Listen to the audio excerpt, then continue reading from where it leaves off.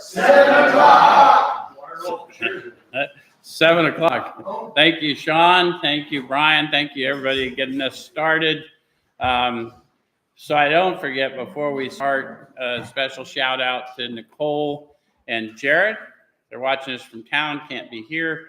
Also, Paul in Laughlin, Nevada, who's tying into us tonight. And Walker, you and the folks up there at the Alano Club in Edmonton, Alberta, you're in our thoughts. Also, Chris O in Lubbock. You need to quit breaking your leg, brother. You're not going to be able to earn any money that way. We're going to lift you up in prayer anyway. We open every session of Position and Neutrality with a prayer, and tonight Jim's here to do that for us.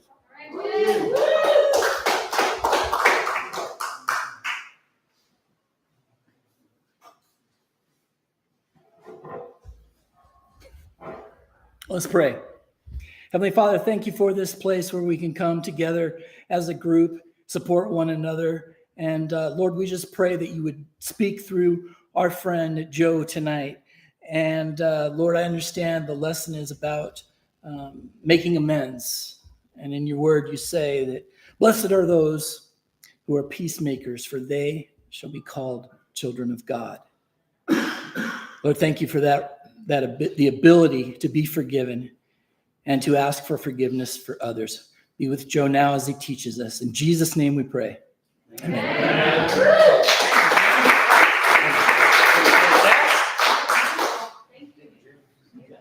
All right.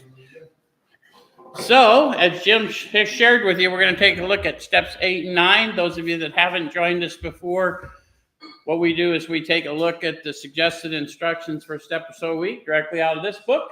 And we use this book in 12-Step Recovery. Why? Because it works. Yeah, the process described by the authors of this book's been proven to work for addicts of the hopeless variety, addicts to alcohol and other substances. And in fact, it's been shown and proven to work on a variety of other behavioral disorders. So for any of us within the sound of my voice, just understand if you have some kind of emotional, mental, or physical disorder, we have a solution that's available to you in a personal way, to you, through you. And what we're going to do is introduce you to that power tonight and talk to you a little bit about the witness of the first 100 that formed the group of Alcoholics Anonymous, so that you understand their witness being delivered from alcoholism. Fair enough? So tonight we're in steps 8 and 9. As I said, a lot of people never take the second step or the third step because they're looking down the road at 9. And what I would suggest is, do 1, 2, 3, 4, 5, 6, 7. Then 8 doesn't look like nearly as big a reach. And you'll understand by the time you get there the incentive for the making of direct amends. Does it make sense? All right. So we're going to look at page 76 of our book. The last thing we did last week was say that prayer. Maybe we could say that prayer and then launch for you. So it says, my Creator, I'm now willing that you should have all of me, good and bad. I pray that you now remove from me every single defect of character which stands in the way of my usefulness to you and my fellows. Grant me strength as I go out from here to do your bidding. Amen. Now, this is the first time when we say a prayer in here that we've said amen, because this is the first time I need agreement. I've been introduced to my purpose, and immediately behind my purpose, I've been introduced to my power. But now my eyes are open. I know what the cost of the journey is. It's out in front of me. It's all these amends that I'm getting ready to go make. Yes? And so I'm going to need power greater than me, because much of it is scary. Yeah? All right. So then it says, now we need more action. The minute I ask for power, it's up to me to take a step of faith and start walking in power. So notice how they said, now we need more action. Give it a week or two, a little more thinking about it, and then we'll take some action. They didn't say that, did they? Yeah, now we need more action. And then it says, without which we find that faith without works is dead.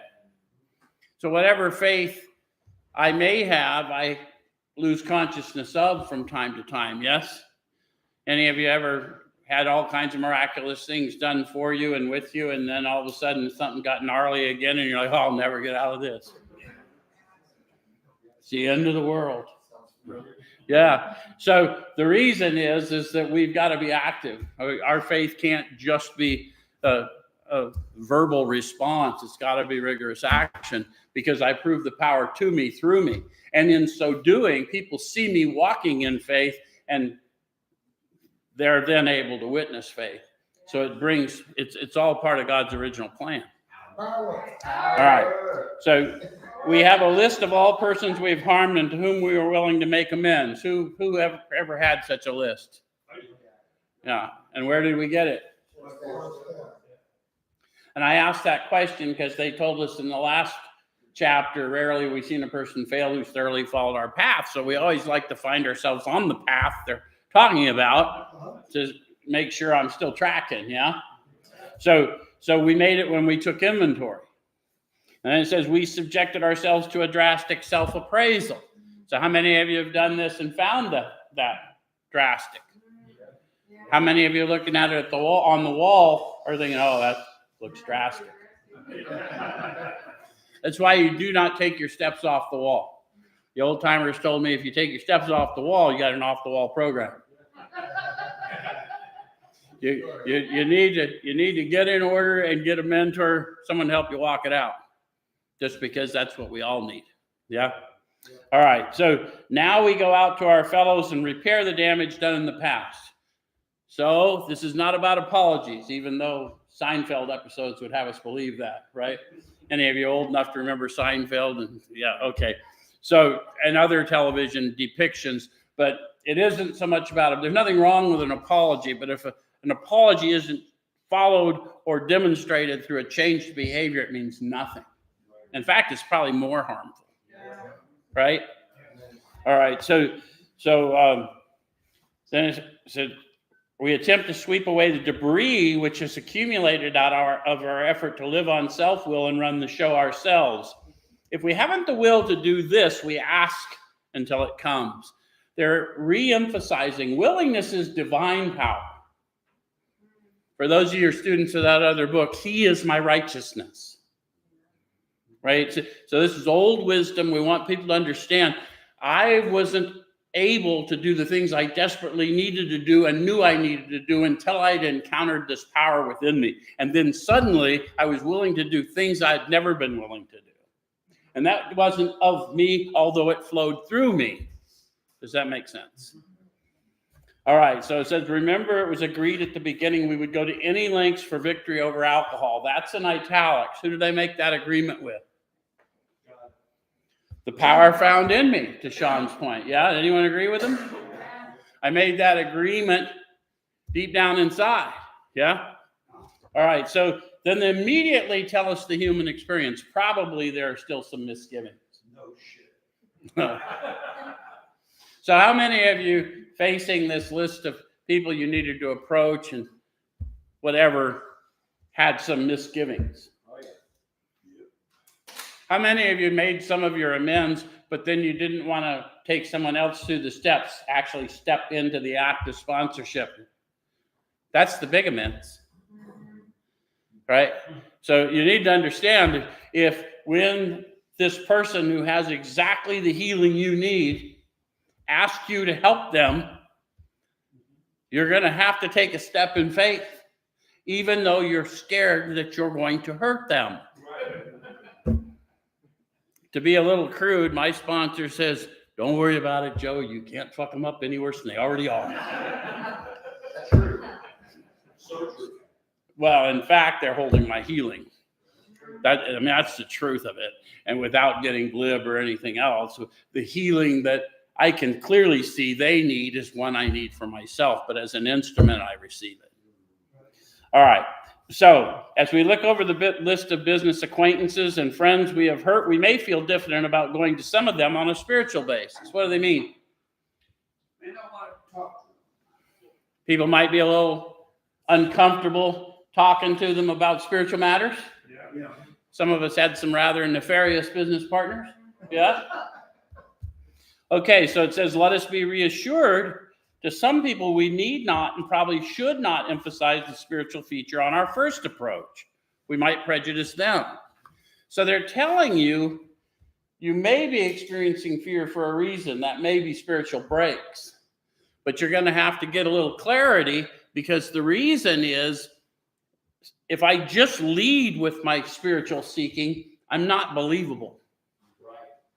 So I may prejudice them, where if they get to witness some change coming over me, they may be curious, they may be open to the approach, and at that time, then there's a chance for an impartation that's meaningful. Make sense?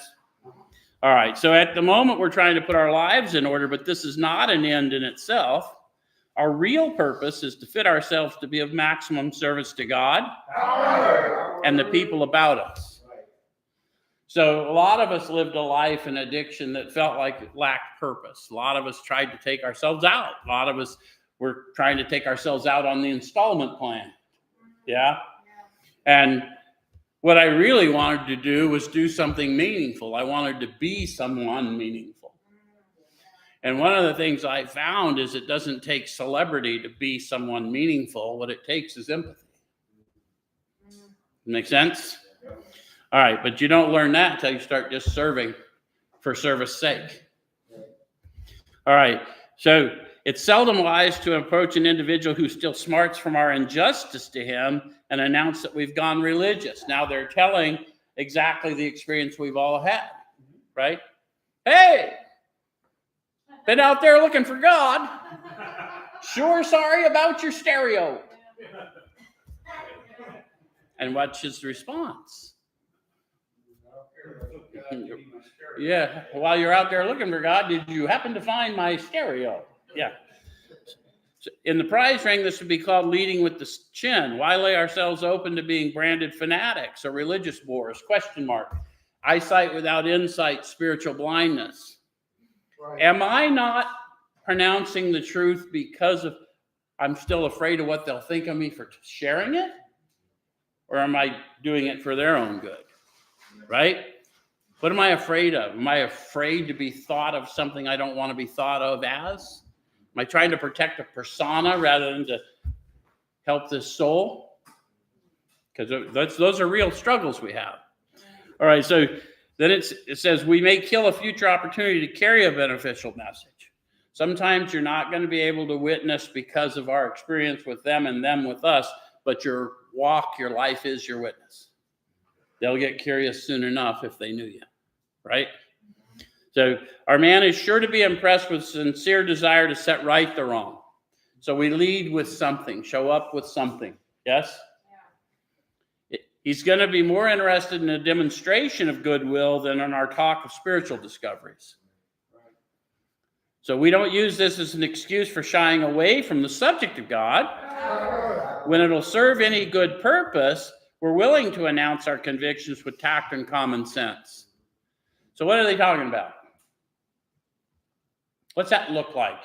Your tactful, common sense approach to your restoration. That's really as good as it gets. There's no prejudicial language there. And sometimes they don't even allow us to talk to them until they've seen some kind of change, and maybe they'll ask about the change. And what's my obligation under the step 3 promise? I'm glad that you noticed I'm living a different life. I'm doing it because of the power I found within me. His love, his power, his way of life. Instead of some list of accomplishments I've made. Right? Because that's not true, and it's not honoring what I agreed to. All right, so when it'll serve any good purpose, we're willing to announce our convictions with tact and common sense. The question of how to approach the man we hated will arise. How many of you have had people you hated? How many of you have had people you didn't like very well, but you didn't like the word hate? Because and a lot of times words trigger people. So hate means strongly dislike. Okay? So it says that maybe he's done us more harm than we've done him, and though we may have acquired a better attitude toward him, we're still not too keen about admitting our faults. So if you've got somebody that you really know you need to make amends to because of the way you responded to them, but they really were worse, Yeah. So that's who they're talking to us about. They may have done you a great harm, but if you're still carrying that harm instead of moving into forgiveness, you're carrying the burden that they should rightfully be carrying. Does it make sense? So nevertheless, with a person we dislike, we take the bit in our teeth. So what do they mean, that metaphor? Go where you're going to go. Yeah, the situation needs to be controlled. We don't control people or outcomes, but we can take the first step forward and start the process, yes? If the animal gets the bit in the teeth, you're going where the animal wants to go.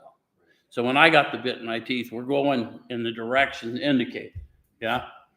So it's harder to go to an enemy than to a friend. Why do we acknowledge that first? Because it is. It is.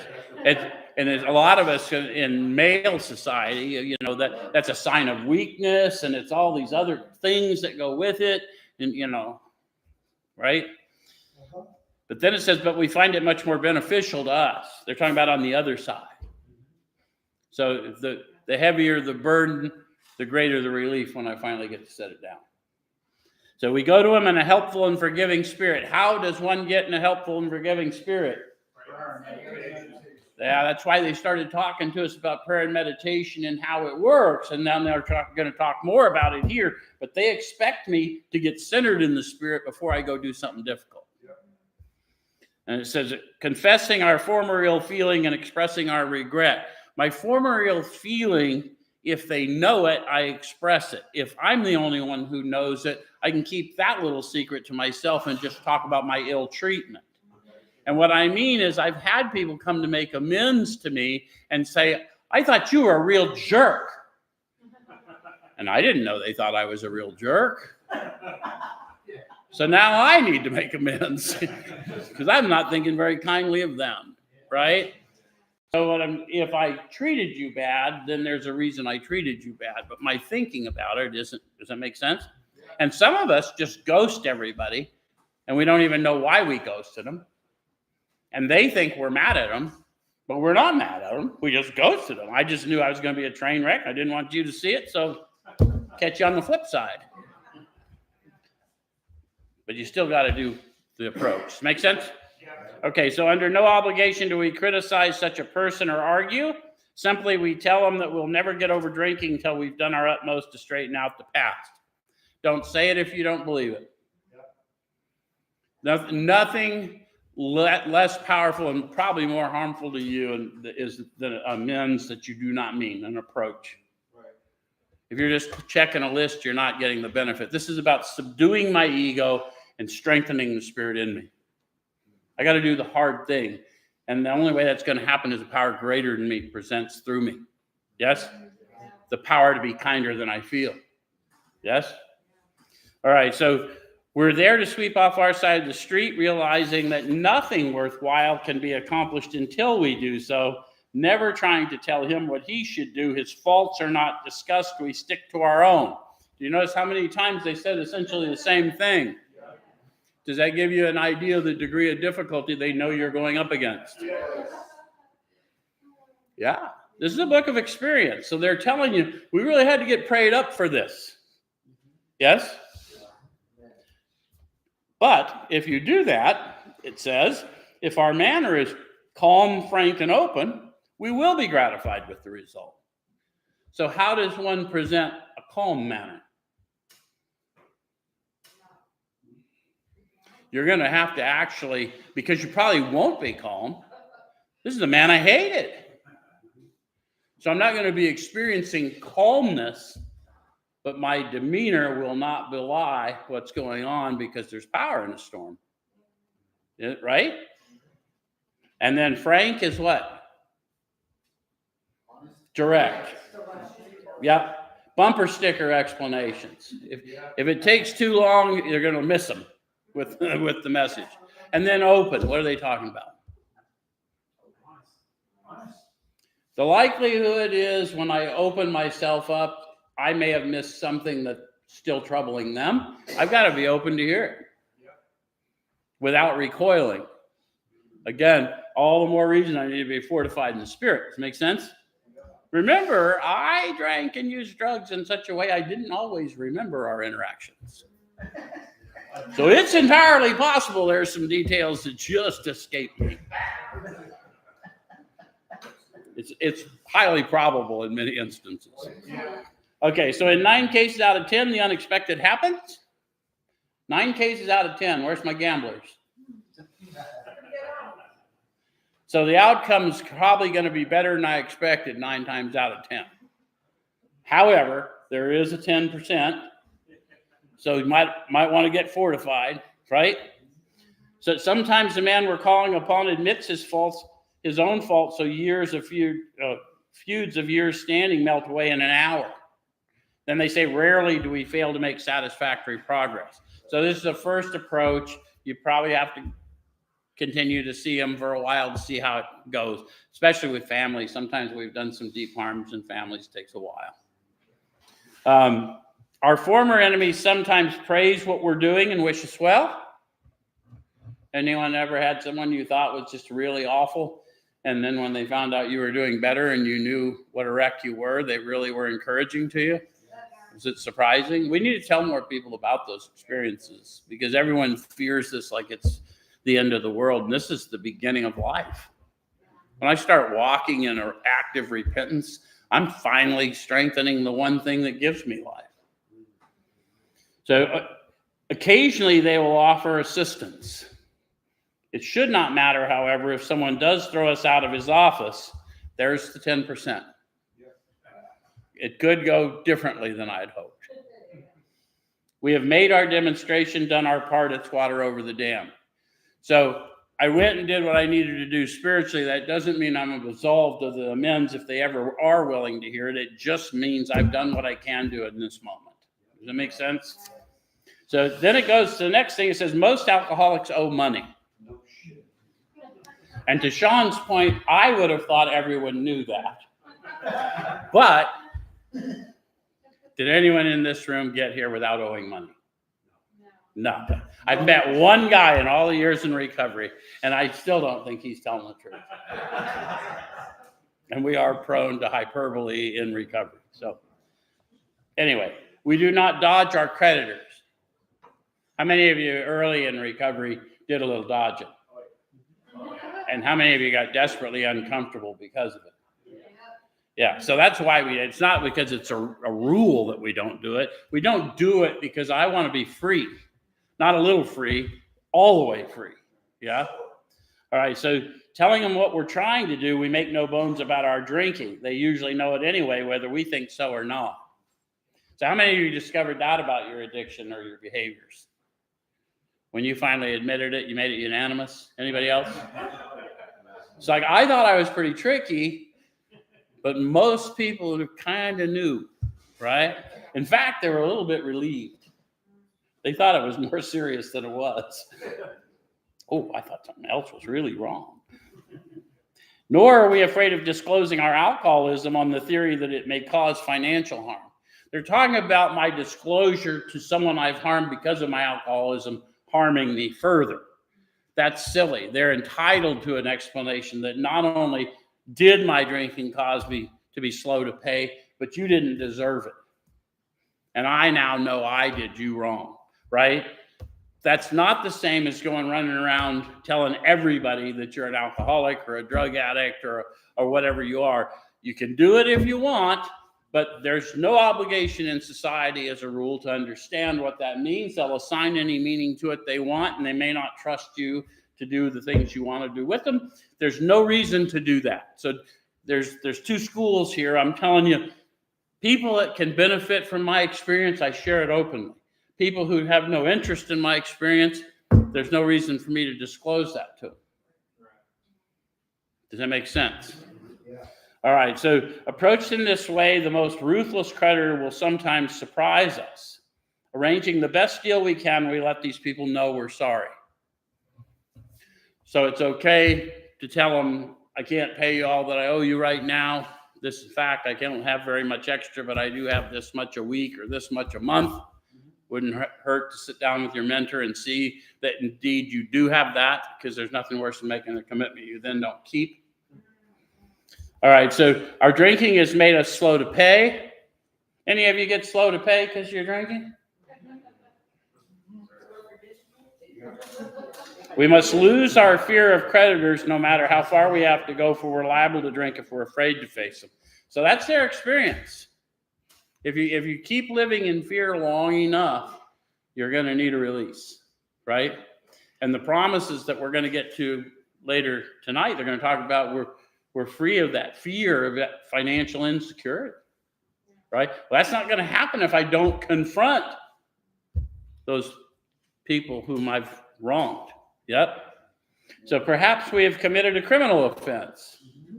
Interesting in our little group. Perhaps is a useless word. But for those people who have never been convicted of a criminal offense, let's talk to you, because it said committed, not convicted. And many of us have done some things that are petty things that we're afraid are going to cause greater harm if it's disclosed. And what's the harm if I just sweep it under the rug? And the only thing I can say is that may be true, but then you're still not free. There are no secrets in the realm of the spirit. There is nothing your creator doesn't know about you. So you're never going to have the intimacy you desperately want with that power until you tell someone all your life story. Usually him, right? He already knows it anyway. He wants to know if you know it. Anyway, so, which might land us in jail if it were known to the authorities. We may be short in our accounts and unable to make good. How many of you have done that? And you didn't have enough to pay the whole thing, so you just thought, well, you just won't pay any of it. Yep. Any of you ever do that when you're actively running and gunning? Like I come up $10 short on the rent, and since I can't give him $10 light, I got $900 more for drinking. Anyway, so yes, I was evicted more than once. I even broke into one I was evicted from one time. Who knew that was a crime? Anyway, we've already admitted this in confidence to another person, but we're sure we'd be imprisoned or lose our job if it were known. Maybe it's only a petty offense, such as padding the expense account. Many of us have done that sort of thing. Maybe we're divorced and have remarried, but haven't kept up the alimony, number one. She's indignant about it and has a warrant out for our arrest. That's a common form of trouble too. So they went through a bunch of troubles that were common to people in the fellowship at that time. If we have not listed you, they're going to start talking to you now. Although these reparations take innumerable forms, focus on the word innumerable. There's a tendency in early recovery, well, I'm not that, I'm not this, I'm not that. Focus on the similarities, not the differences. All of us have issues because no one gets to recovery on a winning streak. Never. We're not out polishing the rolls and just decide to check out AA. It's not the way it goes down. So, although these reparations take innumerable forms, there are some general principles which we find guiding. So, we're going to move directly to solution by reminding ourselves of the general principles which they've already shown us, yes? All right, so reminding ourselves that we've decided to go to any lengths to find a spiritual experience. So do you know that about 12-step recovery? Those of you that are new and haven't started participating in the manner of living suggested through the step process, and maybe you've sat in rooms and people say things like, we just don't pick up no matter what, and meeting makers make it. All of those things might be true until they're not. But the one thing that is true is if you are serving and helping others, you have insurance against it. Been proven for years and years. So I didn't agree to get abstinent. I agreed to go to any lengths to awaken in the spirit and then do my best to stay that way, having had a spiritual awakening as the result of these steps. Yes? Yeah. So I got to remind myself from time to time, because and I say this because I don't want anyone to get, you'll hear somebody say, well, at least you're sober. Well, that's not the goal. I'll tell you what, I got sober because I ran out many times when I was active. And you want to see a crazy man, see me abstinent when I need more. So I'm not going to live well in abstinence. And if you're anything like me, then that's a byproduct of the delivery I need, right? Okay, so we ask that we be given the strength and direction to do the right thing. Strength and direction to do the right thing. How many of you take the time to pray for that all day as you go along? Truth is, we probably don't. But when we become aware of our fear, we might be getting disciplined that way, yes? Okay, no matter what the personal consequences may be. We may lose our position or reputation or face jail, but we are willing. See how you know that they're talking about divine power within them? Because if you know that you are going to lose your job, which by all likelihood, many of us have assigned our identity to our job, or lose our freedom altogether, but I'm still willing, that's a power greater than me operating through me. Right? All right. Then it says we must not shrink at anything. Usually, however, other people are involved. So now they're going to talk to us about those mysterious others, except when to do so would injure them, you or them or others, right? Okay. So therefore, we're not to be the hasty and foolish martyr who would needlessly sacrifice others to save himself from the alcoholic pit. A man we know had remarried. Because of resentment and drinking, he had not paid alimony to his first wife. She was furious. She went to court and got an order for his arrest. He had commenced our way of life, had secured a position, and was getting his head above water. So do you understand when they say commenced our way of life, they're talking about he's been taken through the step process. He's begun his journey in power. Yes? He had secured a position. He found a job. Probably wasn't the job, but it was a job. Yeah? And he was starting to get made whole again. Yes? And it says it would have been impressive heroics if he'd walked up to the judge and said, "Here I am." It would be kind of heroic to do that, wouldn't it? But if I'm trying to grow in the Spirit, is my goal impressive heroics? See how cunning, baffling, and powerful this thing is? What I think is going to make me look good is not what's going to make me feel better at all. Make sense? And that's why I have a mentor who says, "Hold on there, Baba Louie. I'll do the thinning around here." Wait a minute, we may not need to do that, right? We may not need to do all that. And if we do, we will, and we'll do it in power, but we don't necessarily have to do all that, right? So it says, we thought he ought to be willing to do that if necessary, but if he were in jail, he could provide nothing for either family. So what I thought was impressive heroics now denied two people. Does it make sense? So we suggested he write his first wife, admitting his faults and asking forgiveness. He did, and also sent a small amount of money. He told her what he would try and do in the future. He said he was perfectly willing to go to jail if she insisted. So which of those do you think was most impressive for her? Money. Yeah, I mean, the demonstration opened her ears so that she could hear what I had to say, right? And a promise that she could monitor, a metric to measure me by, something I would try and do in the future. And I would suggest that my openness to, look, I'll go to jail if that's what you want. This is what I can do right now, or I can go to jail. I didn't do this to stay out of that. And faced with that, it says, of course she did not. Let me tell you, if you're faced with that kind of thing, the of course isn't so evident on the other side, right? But I do know from human nature, we all like to be asked. We don't like to be told what we're going to do. We like to be asked if we'll help. And if someone will humble themselves to ask for help, even people that are fairly ruthless sometimes will allow that leniency. It's amazing.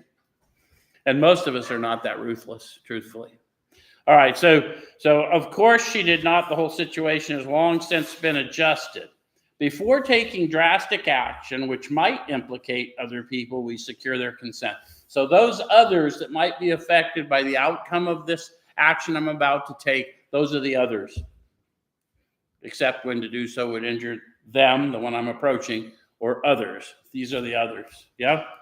All right, so if we have obtained permission, here's our guiding principles, have consulted with others, ask God to help, and the drastic step is indicated, we must not shrink. Now, notice how half of the original fellowship were atheists or agnostics in the beginning, yet the step process changed their mind about the existence of this power and where and how to find it. And here's one of the ways where they're talking to you about awakening to the Spirit, right? I'm going to ask for help, and then I'm going to get a conviction. Yeah, you got it. We're going. How many of you have just asked and then walked into something that was really scary, but seemingly you could not stop from walking? What is that but a power greater than you walking through you, right? So that's how you grow and awaken and develop the faith placed in you, yes? All right, so this brings to mind a story about one of our friends. While drinking, he accepted a sum of money from a bitterly hated business rival, giving him no receipt for it. He subsequently denied having received the money and used the incident as a basis for discrediting the man. He thus used his own wrongdoing as a means of destroying the reputation of another. In fact, his rival was ruined. He felt he had done a wrong he could not possibly make right. If he opened that old affair, he was afraid it would destroy the reputation of his partner, disgrace his family, and take away his means of livelihood. What right had he to involve those dependent upon him? Question mark. If I put the general principles, none without their permission, right? Any of those people that would be affected, those are others. How could he possibly make a public statement exonerating his rival? Question mark. Well, I'll tell you the whole story so you understand why you need to make a public statement instead of a one-on-one direct amends. He was one of the original AAs that was more in tune with the Oxford groups rather than the AAs. So his church family was very important to him. And he hadn't been able to attend his own church for years because of his embarrassment for this. And what he had done is, while he was drinking, he took money for the church fund from this business rival and then drank the money and then told everybody, dude never gave me the money. So he defrauds the entire church community and defames his friend. So you understand, any of you that come from a church family, you can understand this is some stuff that's got some consequences tied to it that are difficult to face, yes? And any of you that have ever been in recovery and somehow the seventh tradition was entrusted to you and then it was entrusted to the plug. But anyway, look, I've done both. So after consulting with his wife and partner, he came to the conclusion it was better to take those risks than to stand before his creator guilty of such ruinous slander. He saw that he had to place the outcome in God's hands, or he'd soon start drinking again, and all would be lost anyhow. Have you ever been so convicted that you needed to take a hard action that you just went into it and you just completely, that's kind of re-upping on 3. We ask for his protection and care, complete abandon. We're telling you what that looks like. And does it make sense? Okay, so he attended church for the first time in many years. So he's going to go back to the congregation, which he defrauded. And after the sermon, he quietly got up and made an explanation. I remember they told us to be calm, frank, and open. How quiet do you think he felt getting up in front of that congregation to make this? He did not feel quiet, but he appeared quiet. What is that but a power greater than you operating through you? Right? So he's painting you this picture. All right? Says his action met widespread approval, and today he's one of the most trusted citizens of his town. This all happened years ago. So now you see the demonstration, the power of works. Because of the works he did, to go up and say what he did and ask for their forgiveness and what he could do right, the thief of the church fund becomes the most trusted citizen of the town through the power of God. Right? So how many people did he pull in because of a tangible demonstration. We don't know, but we can assume that he reaffirmed faith. Yes? Okay, so the chances are that we have domestic troubles. Anybody? Even you that don't have domestics, you have troubles, right? Perhaps we're mixed up with women in a fashion we wouldn't care to have advertised. We doubt if in this respect alcoholics are fundamentally much worse than other people. So our sexual proclivities, our promiscuity isn't unique to people in addiction, but often we're a bit extreme in it, just like we are in everything else, right? Yeah, so it makes for great stories, but not to the people affected. Yeah, I mean, we got to be careful not to laugh to somebody who finds it not funny, right? Because it was harmful. We were delivered from it, but anyway. But drinking does complicate sex relations in the home, as do all other substances. Yes? After a few years with an alcoholic, a wife gets worn out, resentful, and uncommunicated. Sean agrees. He met one. Anyone else? So what they always tell you, they tell you what you see from where you are, and then they encourage you to get insight. So she looks worn out, resentful, and uncommunicative, and then the question mark to get insight. How could she be anything else? That's why they have a chapter to the wives, to the family, right? So you can get a sense of what it was like to have you coming home to somebody. Okay, so the husband begins to feel sorry for himself. He commences to look around in the nightclubs or their equivalent for something besides liquor. Christie's Cabaret. So Sean liked to go to the strip club to find fellowship. But many of us go to, recovery halls. And so all we're trying to say is if you're looking outside of yourself for a solution, you're looking in the wrong place. And it's going to do harm to you and to others. So, back it off a notch. Let's get you awake. Yeah? All right. So perhaps he's having a secret and exciting affair with the girl who understands. Any of you met him or her? Very understanding. In fairness, we must say that she may understand, but what are we going to do about a thing like that? See, I'm deflecting at that point. It isn't understanding of humans I need. I need divine understanding. Right? That's what I need to be seeking. So a man so involved often feels very remorseful at times, especially if he's married to a loyal and courageous girl who's literally gone through hell for him. Whatever the situation, we usually have to do something about it. If we're sure our wife does not know, should we tell her? Question mark. Opinions vary widely. People say no.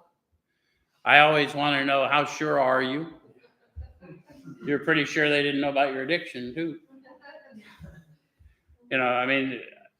Again, there's no rule here, but make sure you check it more than once in the spirit. If it's important, God will say it more than once, right? All right, so not always we think. If she knows in a general way that we've been wild, should we tell her in detail? Question mark. We got a more definitive no. So apparently some people in this room have received detail. See, it's not kind to give detail even though they demand it, because it's going to stay in an image in their mind. They're going to suffer from that detail. I know this because I've suffered from the detail. All right, so undoubtedly we should admit our fault. She may insist on knowing all the particulars. She'll want to know who the woman is and where she is. So here's what they're going to talk to us about: the difference between how we feel and what we're empowered to do. We feel we ought to say to her that we have no right to involve another person. We're sorry for what we've done, and if God willing, it shall not be repeated. More than that, we cannot do. We have no right to go further. That is the most prudent and benevolent approach, but that requires power greater than me. That requires me to make my no mean no. Does it make sense? And it sounds like a simple question, but try and say no to people and see if you don't add an explanation after it most times. Because everything after a no is a lie, just so you know. No, I can't come to your dinner. My family's coming to.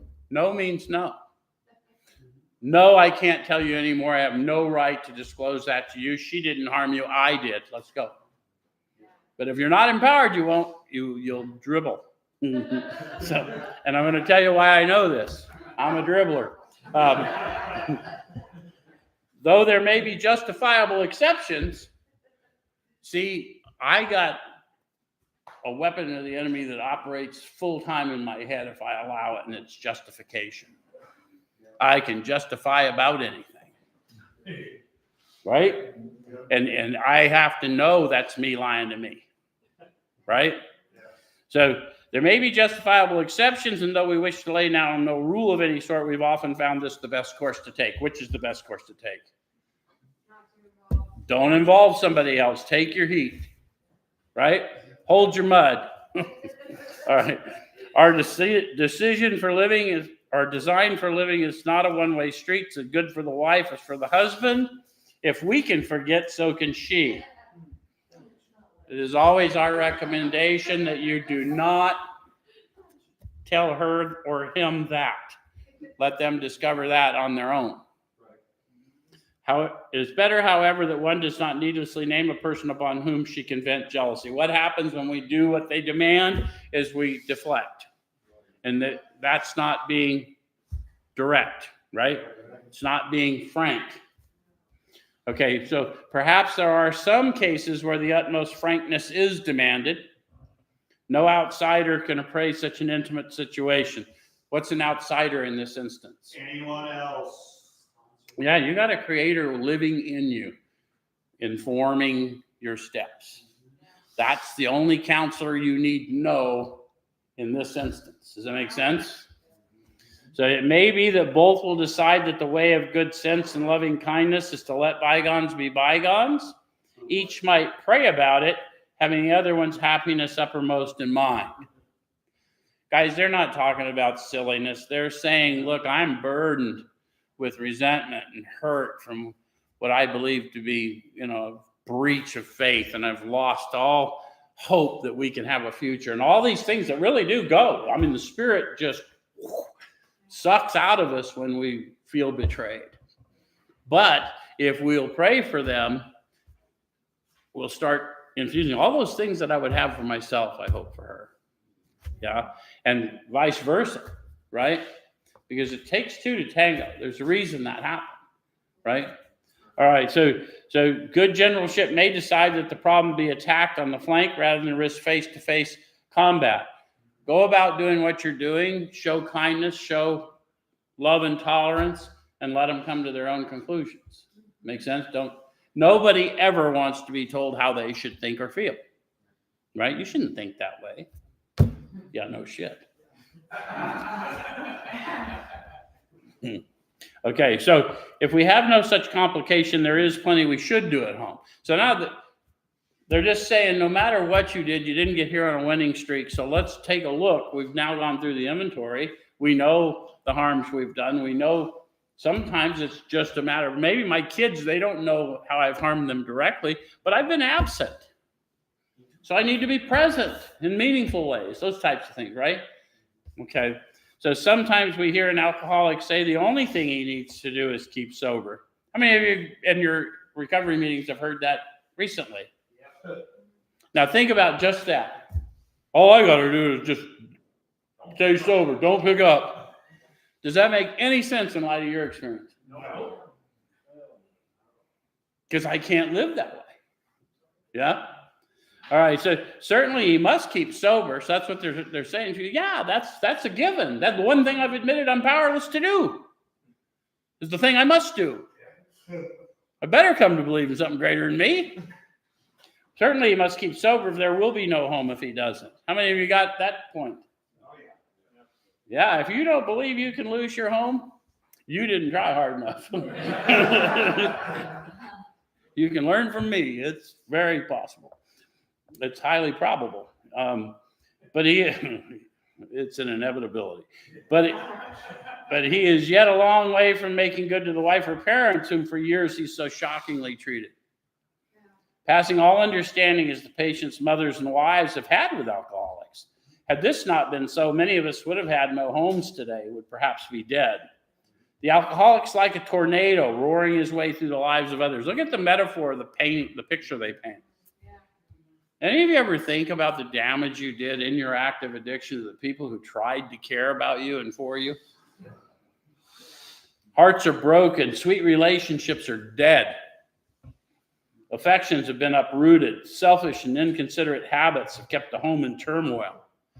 And then a clinical evaluation. We feel a man is unthinking when he says sobriety's enough. How many of you have seen dead relationships reborn? That's resurrection power. He's like the farmer who came up out of the cyclone cellar to find his home ruined. To his wife, he remarked, "Don't see anything the matter here, Ma. Ain't it glad the wind stopped blowing?" So did any of you ever have that? Especially in early recovery, I hear it a lot. Well, she's really mad at me because I had to get to my meeting. She wanted to argue with me about going to my meeting. I need my meetings. And, she doesn't like me now. At least I'm sober. And after a while, it's like, well, why don't you get drunk? We kind of liked you better. We could put you in the corner. The reality is not poking fun, but it isn't. I don't get to continue in selfish and inconsiderate habits. If I'm in the manner of living and I want to get free, I need to start treating people the way I wish I were treated. Yeah. All right. First, not wait to see how they treat me. All right. So yes, there's a long period of reconstruction ahead, and we must take the lead. So remember, we talked about taking the bit in our teeth. I got to take the lead. I got to get the bit in my teeth to start this period of reconstruction. Yes? The remorseful mumbling that we're sorry won't fill the bill at all. How many of you have tried that? They're not saying apologies are bad. They're saying apologies without changed behavior are bad. Yeah? Okay, so we ought to sit down with the family and frankly analyze the past as we now see it. So how many of you see the past differently? Almost immediately as we start on the step process, we start to see the past differently, don't we? Okay, so being careful not to criticize them. Their defects may be glaring, but the chances are that our own actions are partly responsible. So we clean house with the family, asking each morning in meditation that our Creator show us the way of patience, tolerance, kindness, and love. I challenge anyone who hasn't tried this before, add that to your daily prayer ritual. Ask that you be shown the way of patience, tolerance, and kindness, and love. And every time your mind streams to unkind, intolerant thoughts, bring it back to the power you've asked for. Because you're going to be obligated. You ask for the power, you'll receive the power. But now you have to apply it. You'll apply it through discipline. Does that make sense? And your life will change because you're consciously asking to be shown. Does it make sense? Yes. Then it says the spiritual life is not a theory. A lot of people still think that way. That's why we think prayer is silly and we think all those things. Those of us who have been at this a while and we understand the realm of the spirit is broad, roomy, and also a place of war, we understand that we need to be fortified. And not sometimes, all the time. Yes? The spiritual life is not a theory. We have to live it. Very intentional words in italics. Make sense? This isn't a box I'm checking. I'm really going to guard this high place today. I'm going to watch what I put in it, and I'm going to watch what resides there. And I'm going to cast out anything that isn't beneficial to my brother and sister. Yeah? All right, so unless one's family expresses a desire to live upon spiritual principles, we think we ought not urge them. We should not talk incessantly to them about spiritual matters. Claim this promise: they will change in time. No matter how much damage has been done, if you'll persevere, everything and everyone around you, their perspectives will change of you. Atmospherics is powerful stuff. All right, so our behavior will convince them more than our words. Yes? Yes. We must remember that 10 or 20 years of drunkenness would make a skeptic out of anyone. There may be some wrongs we can never fully right. We don't worry about them if we can honestly say to ourselves that we would write them if we could. Fully concede to my innermost self. You can't do that based on a lie. So remember that if you really are willing to do it, but if there's an impediment, fine, start talking to the power in you and see what happens, yeah? Some people cannot be seen. We send them an honest letter, and there may be a valid reason for postponement in some cases, but we don't delay if it can be avoided. We should be sensible, tactful, considerate, and humble without being servile or scraping. As God's people, we stand on our feet. We don't crawl before anyone. I like to give an example of that for people that haven't heard. There was a guy in Phoenix years ago, went by the name of Black Wally. And he told everybody he called himself Black Wally so you didn't confuse him with all the white Wallies. And he was a character, as you can tell from the way he talked. But what he did do, no matter many, many years sober, he would come help a young cub like me go do service work. He'd go in the jails. He couldn't hardly breathe. His asthma was so bad. But he'd go do all that stuff with me. And then I twisted off and just ghosted him. And I felt bad. And I came back years later, and one of the things I wanted to do was go make that approach to him and tell him how much I appreciated him and how I was sorry that I had done what I did. And he was past. So I did these disciplines they're saying. I would honestly make that if I could. And I took it to prayer. And one day I was sitting in the courtyard of a halfway house in Phoenix, and I'm hearing a fifth step of a young man. And as I'm hearing his story and his family history, I realize I'm with Wally's grandson. Power. Yeah. So I would write them if I could, and I took it to my Heavenly Father, and he saw that I could. Because I can assure you that it meant more to Wally that I lifted his grandson than I made an apology to him. You understand? Okay, so here we go. If we're painstaking about this phase of our development, we'll be amazed before we're halfway through. We're going to know a new freedom and a new happiness. So new means new. This is relieve me of the bondage of self. I'm starting to get free of those chains that bound me to this self apart from God. Yes. Will not regret the past, nor wish to shut the door on it. Why? Yeah, that's what I got. It's my testimony, right? All right. We'll comprehend the word serenity, and we'll know peace.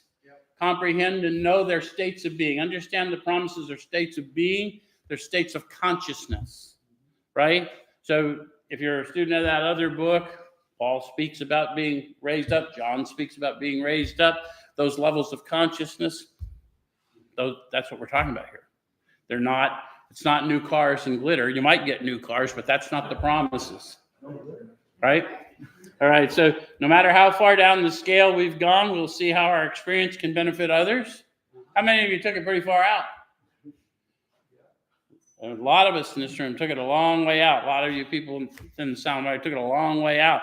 And every single thing I've ever shared with somebody, I shared for the benefit of them, and I understood why I went through it. I had a woman tell me one time she did a life sentence, and she really didn't belong doing a life sentence. I mean, she was caught up with some guys, a crime went down. She took the beef because someone got dead in the middle of a felony, and so she did a life sentence. And she was sitting out in the yard talking to Denise and I, and she goes, I honestly believe, and it's the way I live my life, that I made the decision before I came into this world that I would take that assignment for God and that I wouldn't forget him on my journey.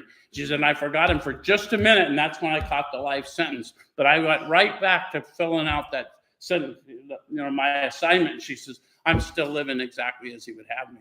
And I thought, what a beautiful thing to hear from somebody. Wow. Anyway, so that feeling of uselessness and self-pity will disappear. We'll lose interest in selfish things and gain interest in our fellows. Self-seeking will slip away. Our whole attitude and outlook upon life will change. Fear of people and of economic insecurity will leave us. We'll intuitively know how to handle situations which used to baffle us. And we'll suddenly realize that God is doing for us what we could not do for ourselves. Are these extravagant promises? We think not. They're being fulfilled among us, sometimes quickly, sometimes slowly. They will always materialize if we work for them. See you next week.